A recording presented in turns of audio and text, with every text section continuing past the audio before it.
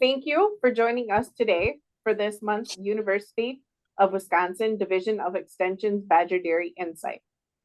Badger Dairy Insight is a monthly webinar series being offered on the third Tuesday of each month and provides the latest research, dairy-based information to improve animal welfare, breeding and genetic selection, automation and modernization, and nutritional decisions for producers, dairy workers and managers, and agriculture professionals. My name is Jackie McCarville, and I am a regional dairy educator for Grant, Greene, Iowa, and Lafayette counties. And we hope that today we will provide you with an opportunity as an informal discussion on today's topics. As this is a webinar format, please add any comments or questions in the Q&A section at the bottom of your screen. As this webinar is being recorded, we will provide the link of the recorded webinar to you within a couple of weeks in hopes of sharing our work with others. Our first speaker today is Luiz Ferraretto, who is a dairy nutrition specialist for UW-Madison. Luiz has been an extension specialist since May of 2020. And prior to his current role, he was a postdoctoral researcher at the Minor Institute and an assistant professor of livestock nutrition at the University of Florida.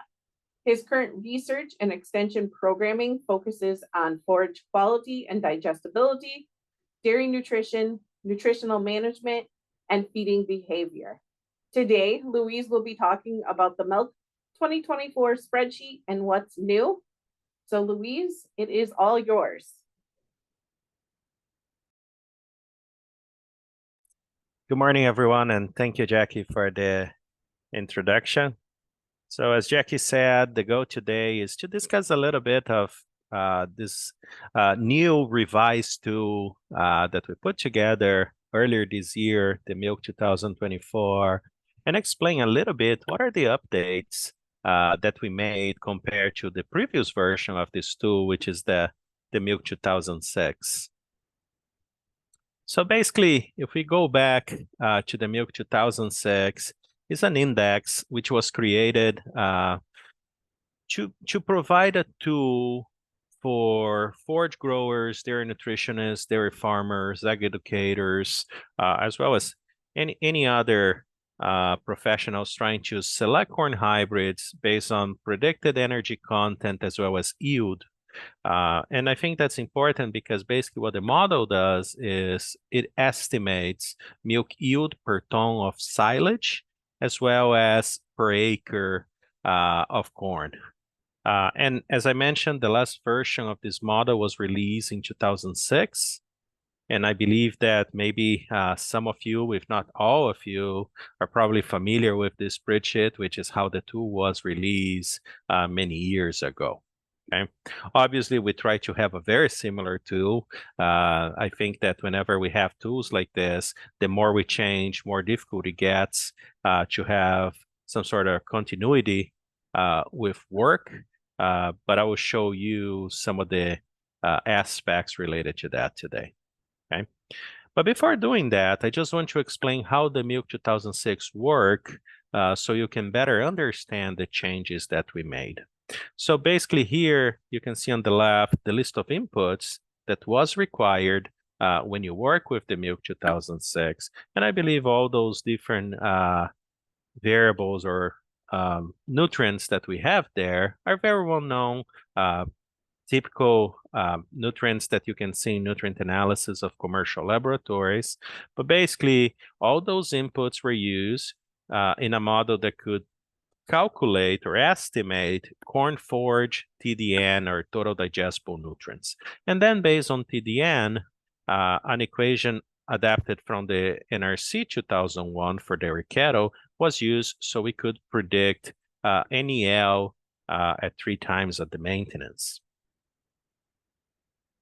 And then basically what the model did, it combines the NEL and the other section of the model, which was associated with NDF intake, which for this specific model was based on intake as a percentage of body weight and was corrected for NDF digestibility. So basically the model would predict dry matter and corn forage intake with corn forage considered 75% of the total NDF intake. And then combined with NEL, it would predict the amount of milk produced per ton of corn forage or per ton of corn silage, right?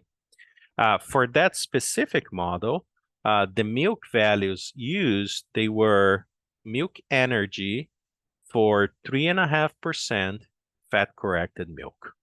And obviously, if you have dry matter yield per acre, you would be able to calculate the total amount of milk produced per acre. So you could have a good estimate of productivity per area.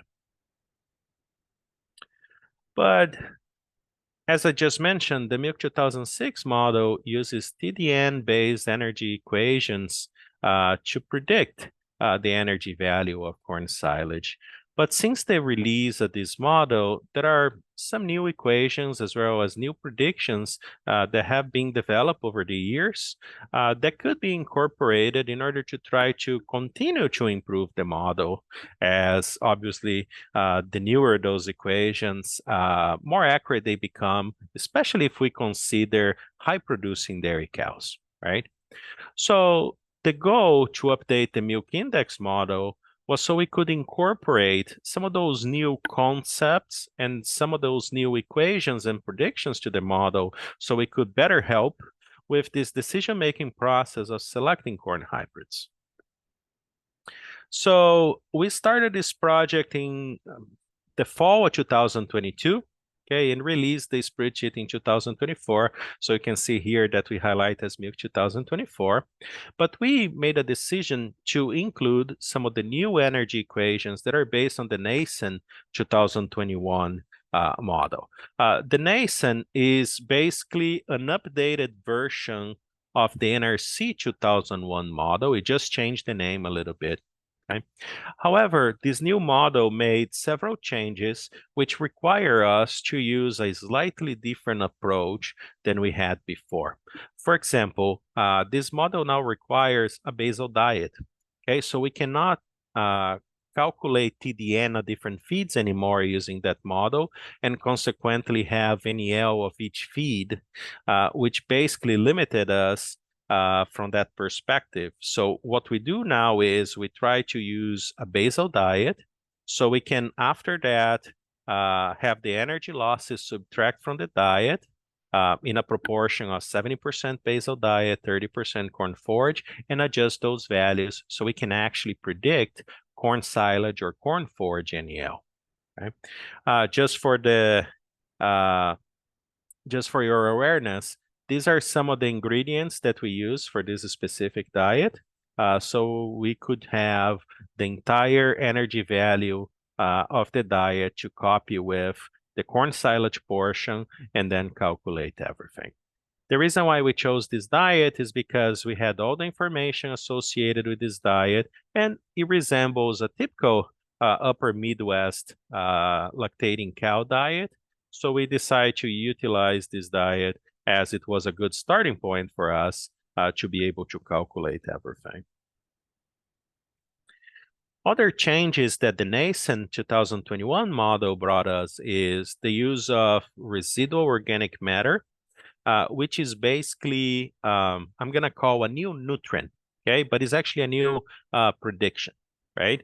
So if you remember NFC or non-fiber carbohydrate, it was basically a calculation where you subtract 100 or several different nutrients from 100, and whatever is left is what we call non-fiber carbohydrates, right?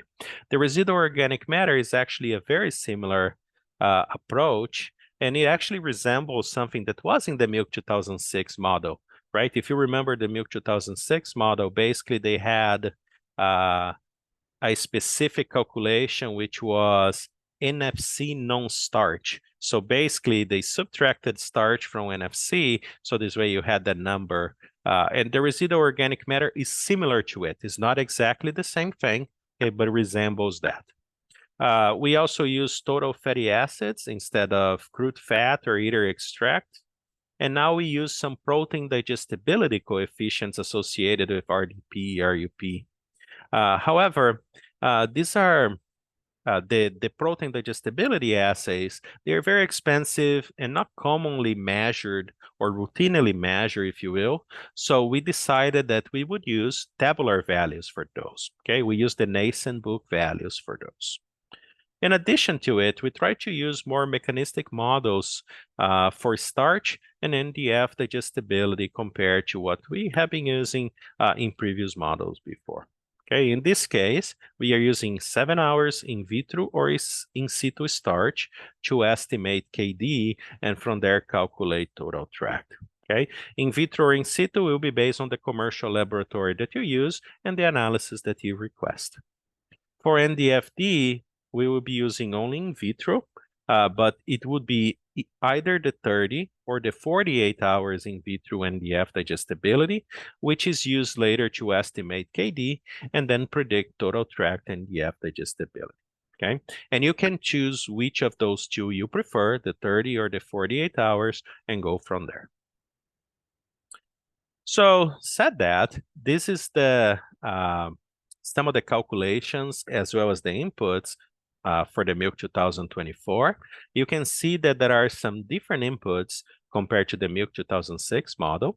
I think one of the main differences is that we don't have dry matter anymore, and dry matter was important to a certain extent to the Milk 2006, because if you didn't want to use kernel processing score or in vitro starch as a starch digestibility metric, you could use dry matter to predict starch digestibility. Okay, we decide that since the assays have been evolving, we didn't need to do that anymore. So that's why you don't see dry matter here. Okay.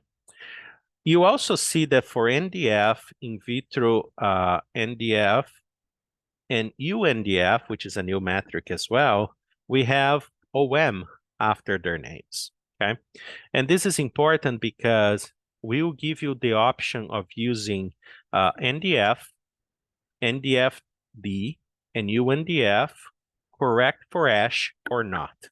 If you correct for ash, is the OM. If you don't, then there is not the name is not there. Okay, and at the end of this presentation, I will show you the spreadsheet and exactly how you can select for those different assays. Okay.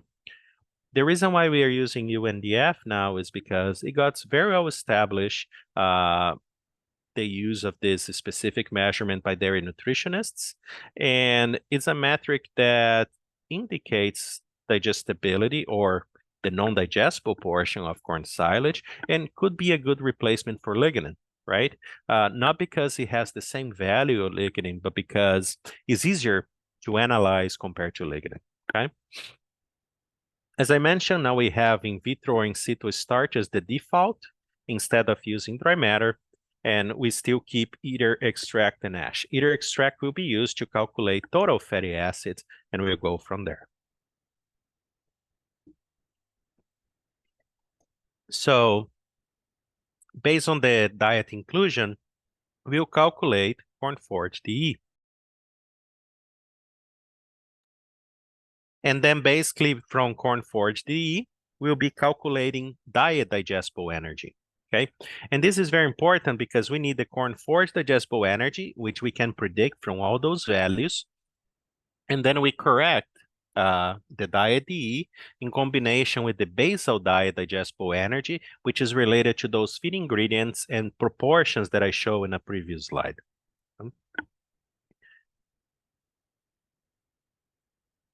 After we have DE, we're going to predict energy losses using the Nason equations, and we're going to calculate diet NEL.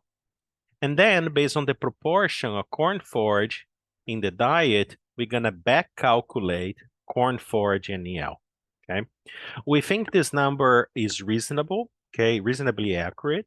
Okay, however, I want to make a disclaimer here that we cannot be 100% sure that the proportion of diet NEL to corn forage NEL is exactly as we are calculating. But after a lot of simulations, we came to the conclusion that this was the best we could do in order to adapt the Nason model for these calculations. And similar to the Milk 2006, we will be utilizing the corn forage NDL together with dry matter intake. However, we are calculating dry matter intake slightly different than the previous version. So the nascent 2021 model brought us an equation to estimate ration fuel effects, or gut fuel effects, if you will. So basically what we are doing is we are using those equations in the same diet that we show as the basal diet, and then we can predict the corn forage dry matter intake, obviously correcting for the corn forage inclusion. And then as we combine corn forage intake and corn forage NEL, we are able to calculate milk per ton.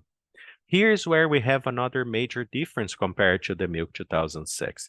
Instead of using the 3.5% fat corrected milk, we decide to change a little bit the milk energy to reflect 4% fat, 3.1% protein, and 4.8% lactose in order to better reflect some of the modern dairy cow values that we are seeing for milk components, right? Obviously, depending on your farm and cows, as well as the clients that you work with, some of those numbers may even be low already, as milk components seems to be increasing a lot recently, which is a great thing, right? And then similar to the milk 2006, using the milk per ton, and if you have the values for dry matter yield, you can calculate milk per acre and have an idea of productivity per area. So what we're gonna be showing you next is a comparison between the milk 2006, the milk 2000, which is the previous version. I didn't discuss much about that, but I'll show you some data, and the updated milk index, or milk 2024, okay? So basically, in order to do that, we collected a data set of corn silage samples that had all those nutrient analysis. And these samples, or these data sets, they were kindly shared with us by Cumberland Valley Analytical Service, Dairyland Labs, and Rock River Labs. So thank you to all those 3 labs for donating their time to put together this data set and sharing that with us. And we use this data set in order to simulate the values for all 3 models. Okay. You can see that we have about 100,000 samples here, but we actually started this process with more than 800,000 samples. So what we did is, for each individual nutrient, we calculated the normal range. The normal range basically is the central 2/3 of the data, because we want to work with a not so wide data set to make sure the model would work well. Okay, so for each nutrient we did that, and as we did that, we end up reducing the data set from 800 to 100,000 samples. Here are the averages, the standard deviations, minimum and maximums for each of the key inputs that we use in the model. For NDF, NDFD, and UNDF, we are sharing the OM version of that. Okay, which is a little bit lower usually than the NDF, NDFD, and UNDF. Okay. And then, utilizing those samples, we calculate the milk 2000, milk 2006, and milk 2024 values for each of those samples. And then again, you have the average and the standard deviation. Okay. One very important thing that you will notice here is, if you compare the 2006 and the 2024, which is the updated milk per ton, you will see that the minimum value is higher for the new version of the model, but the maximum value is lower, which suggests that our gap between those values are narrow, right? And I think that's quite important, because I do think that this is related to multiple factors, but one of those factors is the new milk energy equations that we utilize. However, I also want to show you here that the standard deviation for those samples is much lower. So the fact that the highest value or the lowest value, or minimum and maximum here, are not as wide as the previous model, we still can do a very good job, actually a better job in certain cases, separating hybrid samples than the previous version. So we use the same data set that I mentioned to rank samples by NDF-OM concentration, NDF-DOM concentration, starch concentration, and starch D. So we could compare performance of those two index, Milk 2006 and Milk 2024. And then what we did is we separate the top, middle, and bottom 10% of samples for each of those parameters, okay? And classify them as high, average, low quality samples, depending on which measurement, to try to see how well we could separate, okay? Something important about this, when we did this separation, all the honored nutrients we use exactly as they were from the samples. We didn't adjust for that. So keep in mind that when I change NDF, I'm not changing only NDF. Very likely I'm changing starch as well, UNDF as well, and so on, okay? So just to exemplify that, here is the separation based on NDF-OM. So we have low quality, which is basically high NDF, average quality, which is moderate NDF, and high quality, which is the low NDF. And you can see that other values change as well, right? For example, starch is low when we have high NDF, it's moderate when we have moderate NDF, and it's higher when we have the low NDF, right? But the numbers I want to get your attention to would be the three last rows of this table, which is the Milk 2000, Milk 2006, and Milk 2024 milk per ton estimates. And you can see that compared to the Milk 2006, our low quality values are a little bit higher, okay? But our high quality values are also higher and to a greater extent, okay? And I think that's important because it will help us to separate some of those. So what we did to understand if we could properly separate those samples was we create those violin plots, but then we also measure what we call overlap here. So basically we got the top 10 and the bottom 10 values, right, and predictions. And then we saw which proportion of samples overlap between those two categories, okay? And if you pay attention here to the Milk 2006, about 95% of those samples overlap when you use NDF as the metric, right? Just for disclosure, we use NDF-OM for the 2024 and the NDF only for 2006 because we didn't have the option of using NDF-OM for the 2006. But you can see that 56% of the samples overlap for the 2024, which is way less than what we could see for the 2006. And I think that's a great sign that the model is able to separate despite having a narrow range compared to the previous version. If we use NDF-OM as the indicator as well, you can see that again, we have a better separation. The overlap is a little bit higher than for NDF, but we can do a slightly better job separating this top 10 versus the low or bottom 10% of the samples. Likewise for starch, we run exactly the same exercise, and we saw a slight improvement compared to the Milk 2006. In this case, it's about 85% overlap for 2024 and 98% overlap for the 2006. However, we were unable to have an improvement, actually was a little bit worse for starch D compared to 2006. Okay, there are a couple different reasons why this could be the case.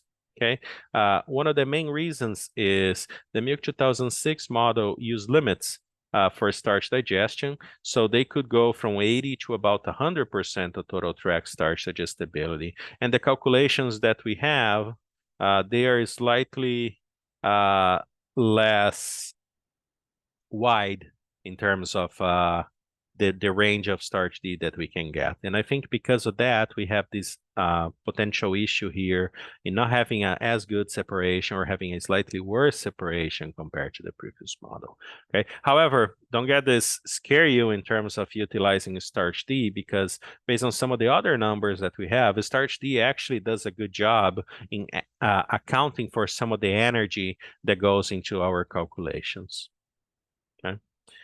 Last, I want to show you a simple comparison here that we did, a regression, right, to understand the relationship between the different inputs and the milk per ton estimates of the different models. One thing that changed a little bit is for NDF, we have a slightly higher negative correlation than the previous model. Okay. And I think that's important because the first time that you see that, you may be worried that there is one specific metric that is affecting more the model than others, right? However, I want to show you that if you think about it, NDF is obviously correlated with starch, right? And we also have a very strong relationship with starch here. NDF is also correlated with UNDF because if you have more NDF, even if you have a more digestible hybrid, you're going to have more UNDF, okay, as it is a proportion, right? So you can see that that relationship is there as well. So because of that, okay, it looks like the relationship is quite high, and because of that, the model could be based primarily on those values, but that's not the case. Okay, the model does a good job adjusting and separating based on the other values as well. And as I promised earlier in this presentation, here is the updated version of the milk model. And one key change that we have for the Excel spreadsheet that we use is that now we have multiple tabs that require your attention, okay? The spreadsheet has a very good explanation on what you have to do for each tab, but I just want to quickly go through those two key tabs to explain a little bit of that. If you remember, I mentioned earlier that you can make some choices associated with NDF and NDFD, right? So the first choice you have to make is which time point of NDFD you would like to use, right? So if you prefer to use the 30 hours, you have to put 30 hours here in this yellow box on the left. Or if you use the 48, you're going to replace that with 48, right? After that, you have to inform the model if you are using ASH correct or not values, right? So if you're using ASH correct or NDFOM, NDFDOM, UNDFOM, you just put yes. If not, you put no, okay? If you put no here and you use the NDF, NDFD, and UNDF, those values will be used together with ASH, which is a requirement for this model, okay, in order to predict NDFOM and DFDOM 240 UNDFOM, okay. One thing that I didn't mention earlier, but I think is very important is UNDF will always be used as a proportion of dry matter, okay? And I think that's important because sometimes commercial labs may report both. Okay, I don't know exactly which values each commercial lab will be reporting, okay? But if they report as a proportion of NDF as well, we need to make sure you use proportion of dry matter. If you use as a proportion of NDF, the model is not gonna work well, okay? But based on these values, if we go to the next tab, you can see in white the values that are predicted, which we'll be using again for this specific part of the model. Then you input the other values here. If you want the milk per acre, you need to include the dry matter yield in tons per acre. And then we just include the starch, 7-hour starch D, ether extract, and crude protein. And then the model will predict corn silage and NEL, milk per ton, and then milk per acre if you have the dry matter yield. And you can see that there is a link here for both of the spreadsheet slides that we have. If you use this link, you can go directly to our website where we have the opportunity, where you would have the opportunity to download the spreadsheet, as well as a background and guide explaining similar things to what we discussed today. So you can go through and make sure that you see the inputs and some of the changes that we made. Before we open for questions or move to the next presentation, I just would like to make an acknowledgement to the Dairy Innovation Hub for providing a partial support for this project. If you're not familiar with the Dairy Innovation Hub, that's a very nice initiative which is helping the University of Wisconsin campus to improve their capacity to run dairy research. And here is just a brief summary about some of the things that they have been doing. But I ask you or invite you to visit their website and see a lot of the cool projects that they are running. This is just one of the many projects that they funded that I believe will have a lot of impact to our dairy industry. So if you have interest, highly suggest you to visit their website because there are a lot of nice things that could be utilized on farm directly, and you could certainly benefit from that. Said that, thank you very much for joining this part of the webinar today. If by any chance you have a question that I do not have the time or maybe that you didn't have yet today, feel free to send me an email. I'll be happy to discuss that with you. Thank you, Luiz. I do think Luiz has to jump off here shortly. So if you do have a question, please feel free to submit it into the Q&A function. If by chance he does log off before you put your question in there, we will make sure that he gets sent that question. And also, we are working on a video to complement that Milk 2024 spreadsheet. So hopefully we'll have that posted shortly for people to be able to see. And now I want to switch gears and we're going to talk about alternative forages with Matt Lippert. Matt is the dairy educator for Wood and Clark County. He has his Bachelor of Science in Dairy Science and Ag Economics with a Master of Science in Animal Breeding from UW-Madison. His focus areas have been on nutrition, dairy genetics, and farm management. Today, he's going to speak on cover crops, alternative crops, how well do they feed? So Matt, it is all yours. Can you hear me? Okay. So we've been working on a project collecting a field study type of data for, I don't know, quite a while now, pre-pandemic. And you can go to the next slide. We received a SARE, Sustainable Agriculture Research and Education grant to study alternative forages and how they fit into lactation rations. I think you picked up from the detail from Luiz's presentation that little nuances of starch level, starch digestibility, fiber level, fiber digestibility can make a big difference in a lactating diet where they might not be quite the deal in dry cow or replacement heifer diet. So we really are concerned about can we make feed with these alternative forages that can work in lactating cow diets. It makes a big difference versus if it's just feed. So we do know that because of this need for a really good forage, that a lot of people are really comfortable with just feeding corn silage and haylage. And typically the haylage is alfalfa.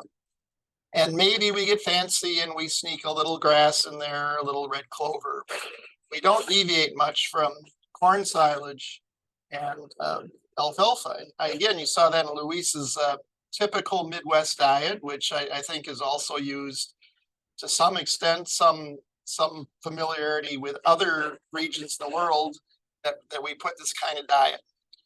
But we do know that cows don't have a corn silage requirement. They don't have an alfalfa requirement. And so we can work some of these feeds in the diets. And since there are more, and I'll go into this a little bit yet, there are more cover crops, alternative forages, and those two terms aren't completely interchangeable. There's more of those being fed. And so we thought why we applied for the SARE grant was to see how some of these products would feed. So in this study, anything that wasn't corn silage or alfalfa was an alternative forage.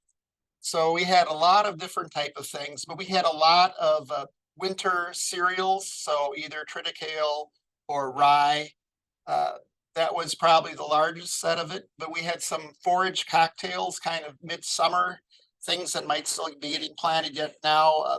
Some sorghum-sudangrass. We had fall oats.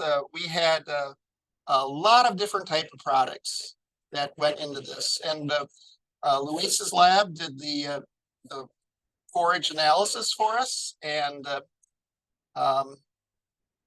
he talked about cutting down. We had probably about 50 total samples, but it was a little over 40 that was on the spreadsheet that I looked at just recently to review this.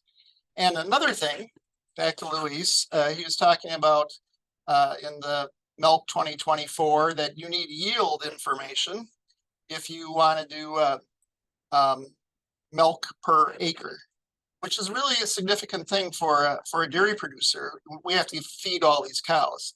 That was beyond the scope of this study. We didn't collect yield information.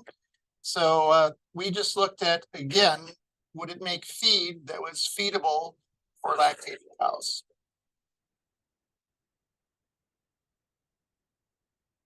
So why are we interested? Why are producers interested in these alternative forages when we have such a great system with corn silage and alfalfa? And let's just review a little bit what is so great about that system. So corn silage, you only have to go and harvest once. So that makes the economics, even though you have inputs of fertilizer and you have inputs of herbicide and possibly fungicide, fairly expensive seed. It's just a tremendous yield crop. And so you can get a lot of tonnage, probably about the most dry matter you can grow an acre of any type of crop, and you only have to go harvest it once.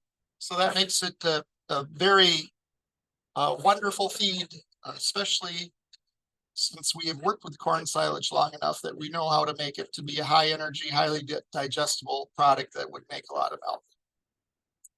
Similarly for alfalfa, being a really outstanding legume that produces its own nitrogen, and nitrogen converts to crude protein. I don't think there's a crop.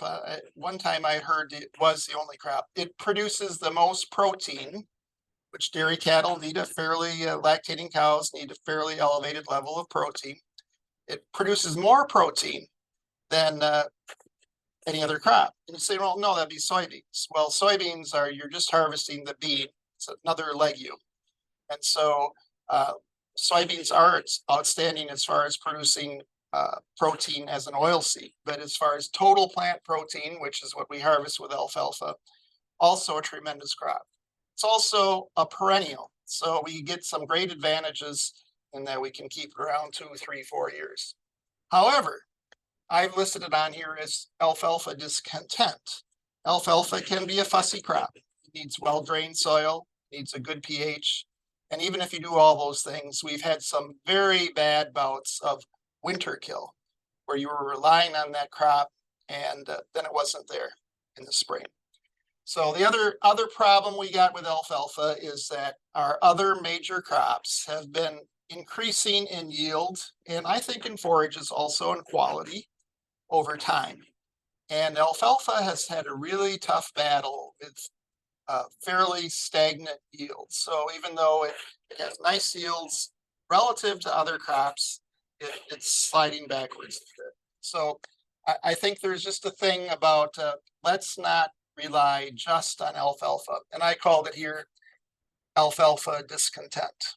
Another thing is we know that a larger percentage of cows all the time are being managed on CAFO-sized dairies. And actually the majority of cows in the country now are in these largest herds. And the manure management is really a problem if you can only put manure on in the spring before you plant your crops, or only in the fall after you plant your crops. Because here in the upper Midwest, we can't do it on snow in the winter. So some of these alternative forages open up windows to apply manure in June or July or August. They give us, so I'm using the term alternative, when the alfalfa does die out, or this year in my local area, the corn isn't getting planted because we certainly aren't having a drought. We called them emergency forages, but sometimes people are looking at them and saying, No, not just in emergencies when everything else fails. Let's spread our risk, add versatility, and add some of these other crops. And certainly SARE is interested in these because when they're looking for sustainable systems, things that have more resiliency, that can respond to different kinds of weather, open up new windows and help us manage nutrients, which is what these all, so that's why the interest is in the alternative forages and the cover crops. But again, the question we were at, can we feed them to lactating cows? So we've been at this project for a long slog, for a lot longer than we wanted. And one of them was we had some turnover in primary investigators several times. And also, though, pandemic really shut us down, right? Couldn't go out and collect data and so forth. So we're looking at the wrap up of this project, and the evaluation that we're doing is a bit different than what we had the original intent. Originally, we were going to collect samples when they were harvested. We were going to go back and collect samples as they were fermented and see if there was much shift there, which we know there's some. It's not really much different than other forages. And what we found is that since this is kind of experimental for a lot of people, that they're still making all this corn silage and all this haylage, then when it comes to harvest the Italian ryegrass, or it gets thrown in the pile with the alfalfa haylage. And so it gets harder to collect when that was being fed. And I was a collector of some of this data, and I worked with some smaller, actually Mennonite farms that had things in bags and could do a good job. But that's actually a pretty unique capability any longer, is to have this really good forage inventory management. In fact, a lot of people don't want to, they'd rather it be in the blend because they don't want to get the variability. So we didn't have as many, we have way more samples of fresh feed than we had of fermented feed. Just explaining to you why that was. So then I'm going through some of the types of things we had. We had triticale and ryegrass, fall oats, forage blends. And that can be a lot of different things, forage blends. It can be a mix of annuals and perennials. It could be a mix of an annual and a winter annual. So a forage blend can be a lot of different things. And sorghum-sudangrass, the warm season crop. So we really had a lot of different things. And I also want to show you that word rye and ryegrass. We can go to the next slide. I am just fascinated with this nomenclature. I go to pasture walks, I go to cover crop field days, and you tend to get people that are into these type of topics when you go to those type of events.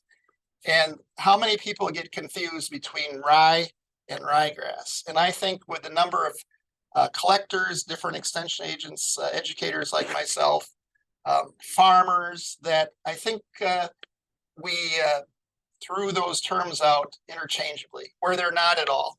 I don't know if it's the English language or if it's a language before, but rye is some generic term for some type of grass species, which both rye and ryegrass are. But ryegrass tends to be very fine stem, can be a perennial, and it can be a really outstanding perennial ryegrass, an outstanding pasture crop. Whereas rye is, think of something that goes to straw very quickly and very hardy, and is a cereal crop and used for conservation purposes and cover crop. And you find people going on conversations for quite a long time before they realize they're talking about different products. And another sign that they're not at all the same is they don't interbreed. You don't have, there is no hybrid of ryegrass and rye. On the other hand, triticale, which entered into this study, is a hybrid between winter wheat, which is fairly closely related to rye. And we know that winter wheat is made bread primarily for grain.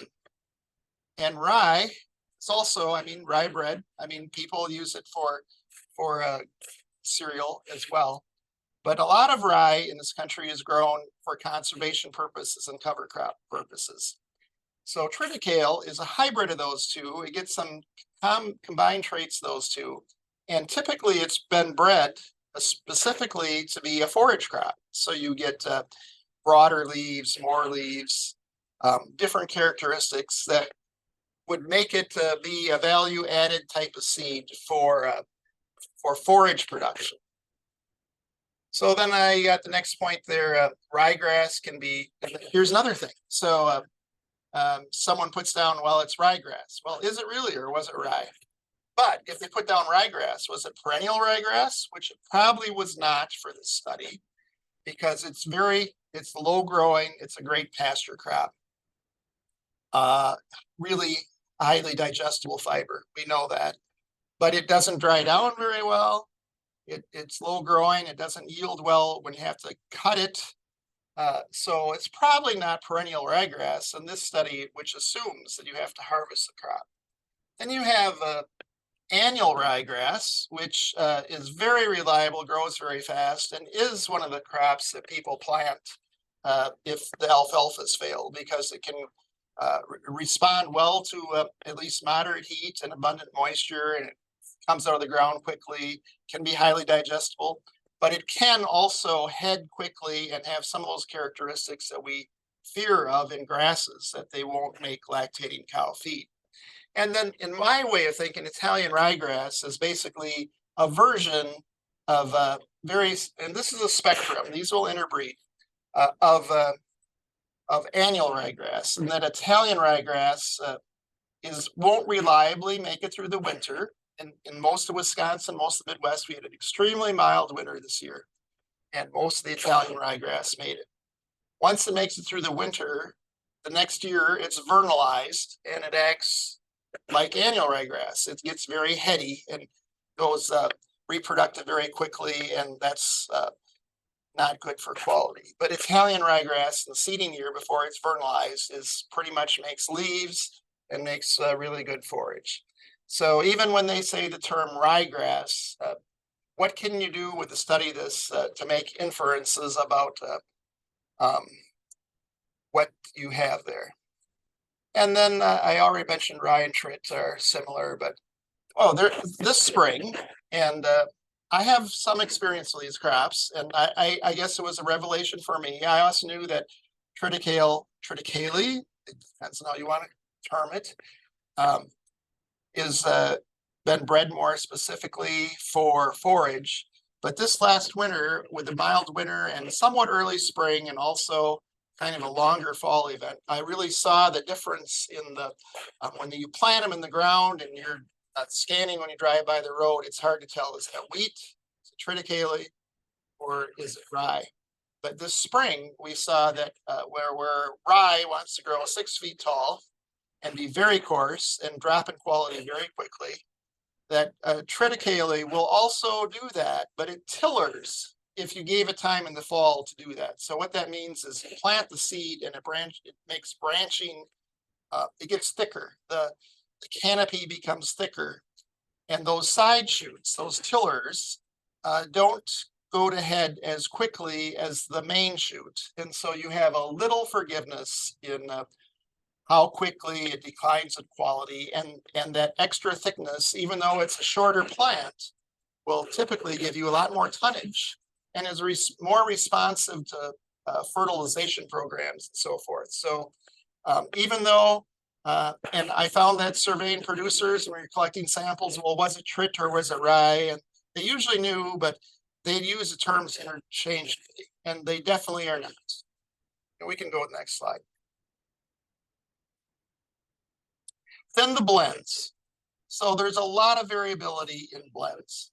Some companies are out there, they're calling them forage cocktails. You'll hear that. You'll hear other terms. I also think that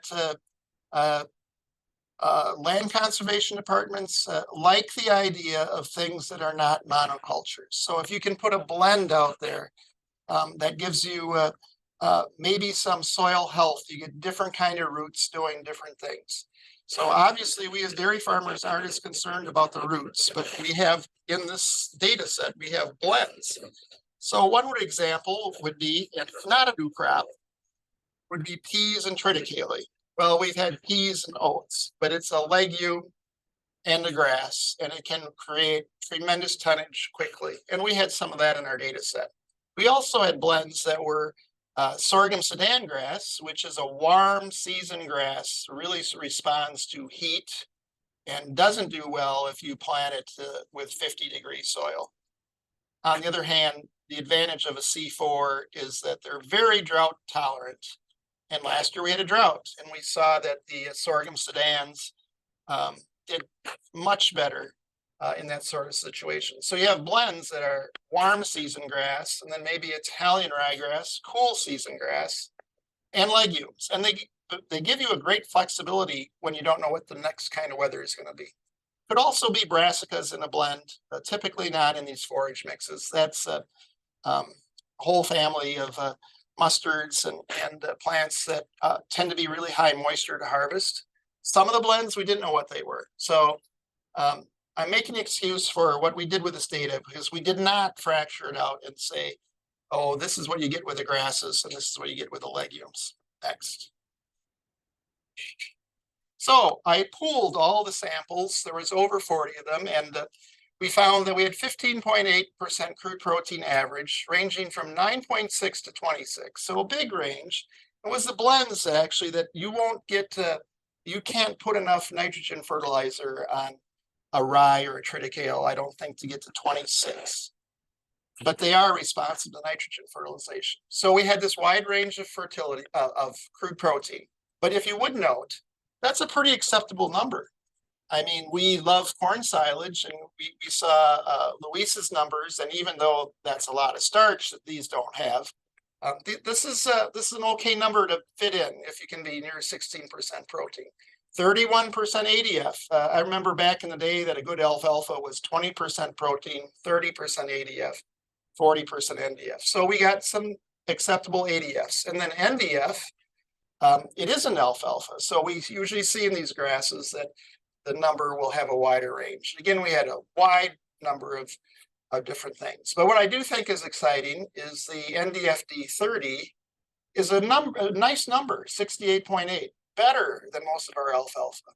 Pretty acceptable UNDF 240s, RFQ 164. And people argue, is 150 good enough to be lactating cow feed? Or does it got to be 175? But you can see the range there. We had some stuff that was straw, 87, all the way up to 265. So the quick answer is that these can be lactating cow feeds. And then I thought it was interesting because Luis's lab did the calculations on NEL using the ADF model or the ORDAC equation, and they came out the same. Since they're alternative feeds, you wouldn't necessarily assume that they would. So next. So my own personal story about this is I planted a forage cocktail last year in the drought, and it got planted on some wet ground, so we didn't get on until late, but it never rained after that. And so even though it was a mix of C4, C3, and legumes, the only one that really came up is the C4. So there tells you that it does help you with versatility. You put that out there, and depending on what kind of weather, you get some sort of response. And then that cocktail mix is meant to be harvested a couple of times, but since we planted it late, we only got it harvested twice because in the fall we got all the rain we should have gotten in 2 weeks, and then this wet ground was too wet to harvest. So we made first crop, same crop, 18.4, very nice protein. Second time it was frozen, the ground was froze, it was 9.6, almost 20-point difference in NDF. But if you notice that the sorghums still had, because they are BMR, I didn't say that, they have pretty comparable high quality NDFD 30. So I think there is a place for these products.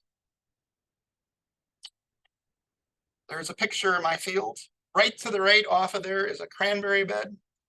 So it looks like pure sorghum Sudan, but it wasn't seeded that way. Next. So, you know, when I said this difference between alternative forages and cover crops Cover crops, I think, need to be economical and reliable and fast to establish.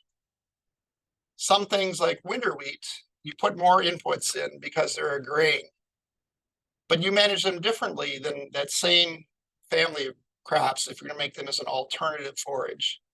I think you use more nitrogen fertilizer because you're looking for a nitrogen response. You're looking for a lot of growth of plants. So I think you look at them differently. So that really, I think in emergency, a cover crop that was planned that way could be an emergency forage, but an alternative forage is managed a little differently. Next. So here is Benversi. Liz Benversi was the first person to get this grant.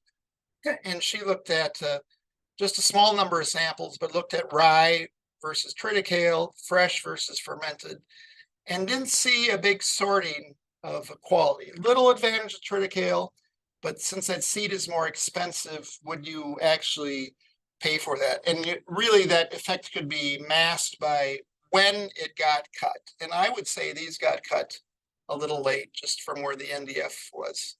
So this was some of the background data for when we were working on this. Next.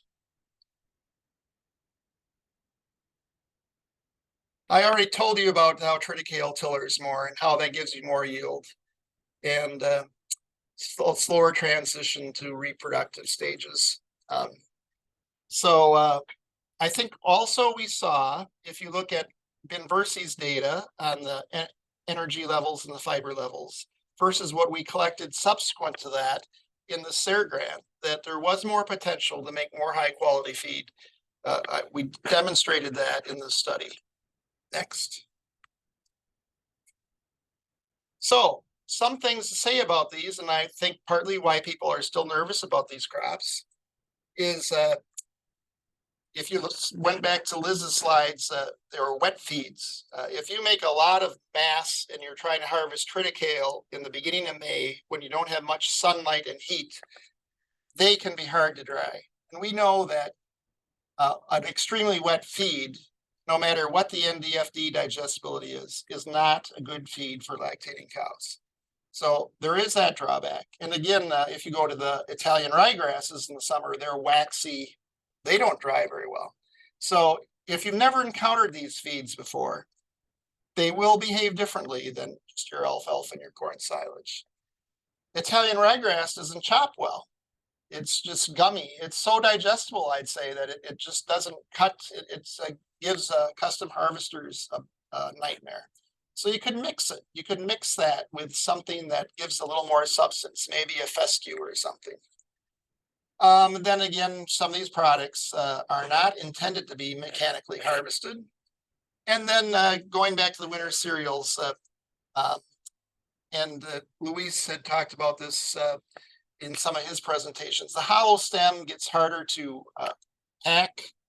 We didn't see much of a problem with, we had adequate pHs in the fermented materials here, but that gets to be an increasing problem if you let these get too mature.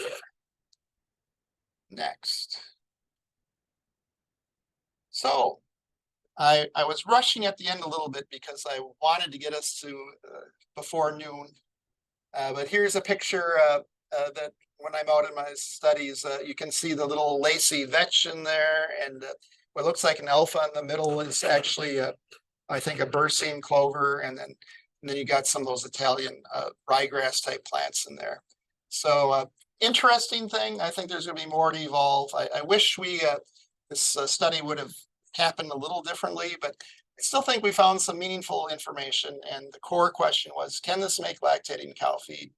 Definitely. In some cases, once you understand it, it's better than what NDF digestibility can be outstanding. And earlier on, I said, not the tonnage, we didn't study that, but some of these crops also produce very nice yields. So with that, I'm concluding. So thank you.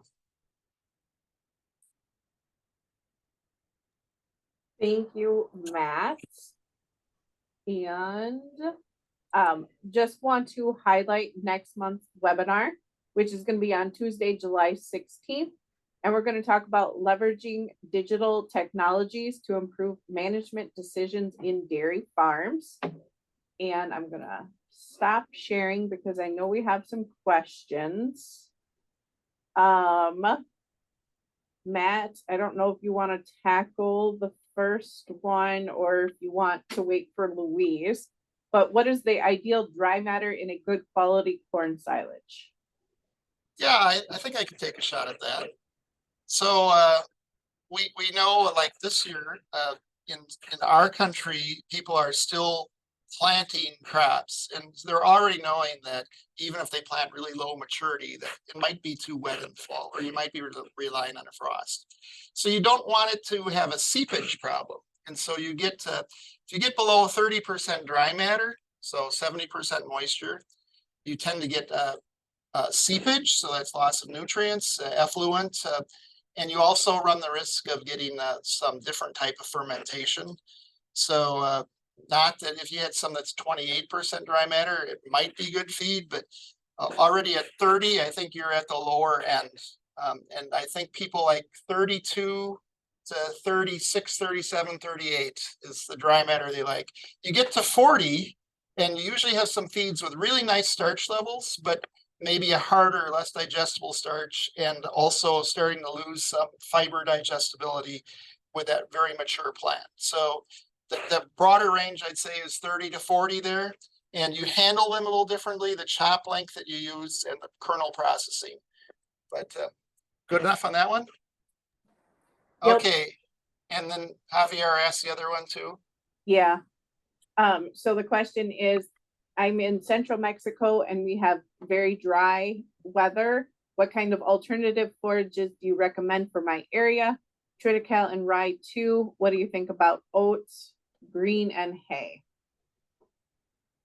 So I don't know for real what central Mexico is like, but I would imagine that you might plant your triticale in a different window than we do, or the oat.